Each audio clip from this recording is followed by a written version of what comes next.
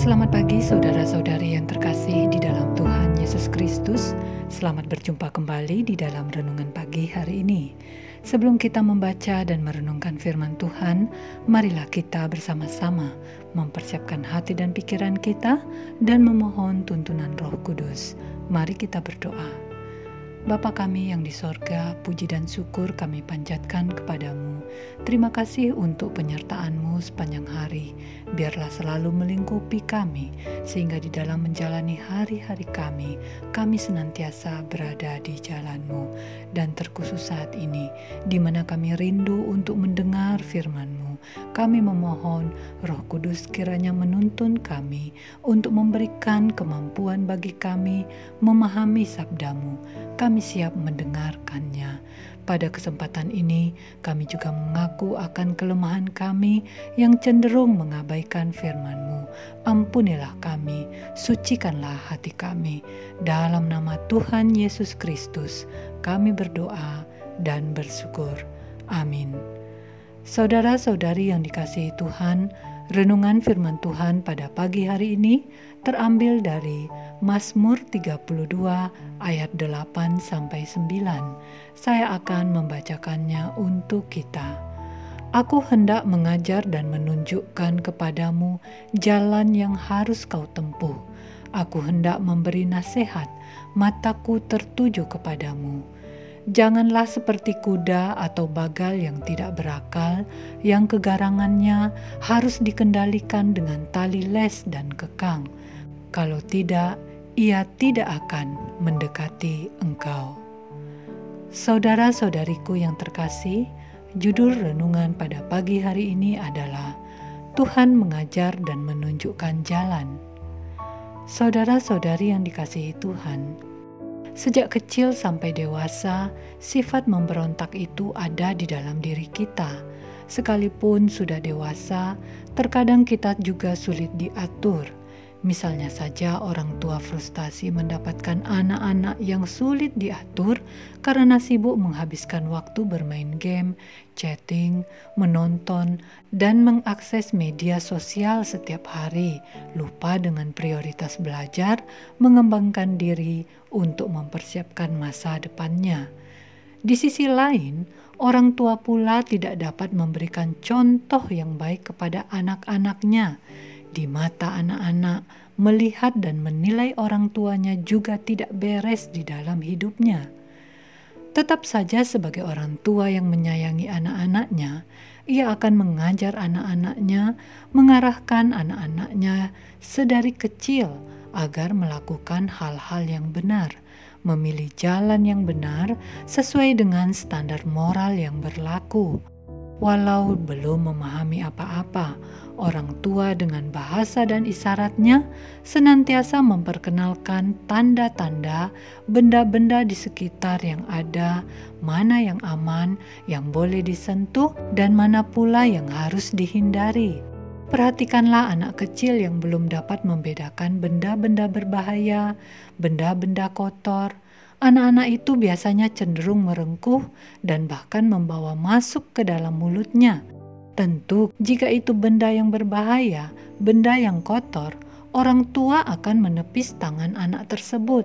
Tak jarang anak meronta dan menangis, sulit diatur.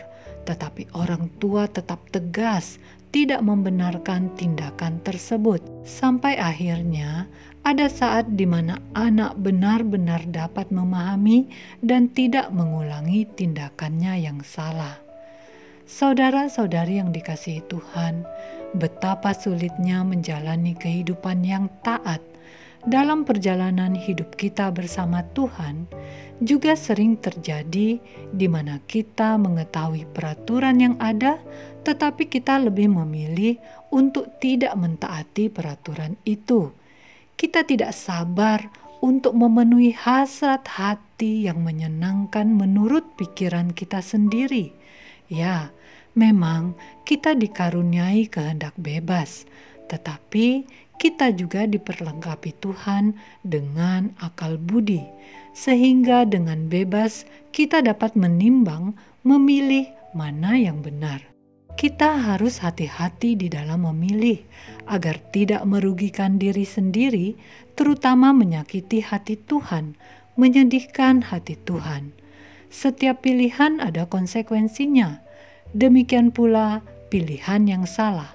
Tuhan tidak akan segan memberi penghukuman bagi kita, karena Dia adalah Tuhan yang adil, dan penghukumannya itu adalah sebuah pengajaran bagi kita, sehingga akhirnya kita mampu melihat apa yang harus kita pilih, jalan mana yang seharusnya kita tempuh agar hidup kita harum bagi Tuhan.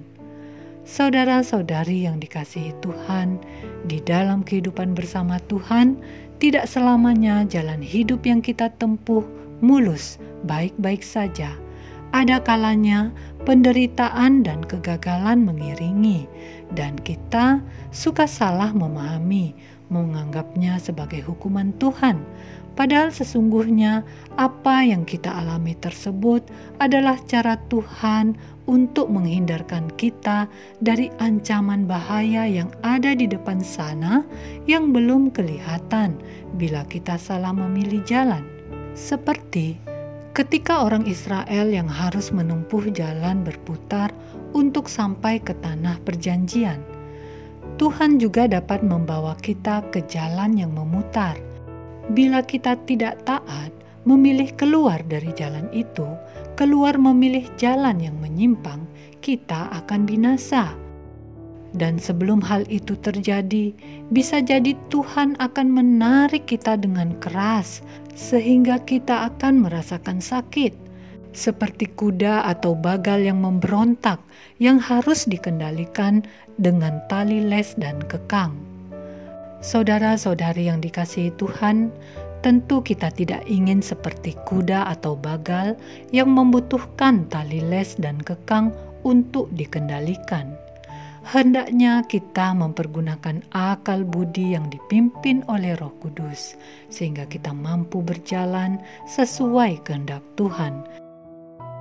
Kita patut bersyukur karena Tuhan mau melindungi kita, karena Tuhan mau mengajar dan menunjukkan jalan yang benar, agar kita memperoleh keselamatan.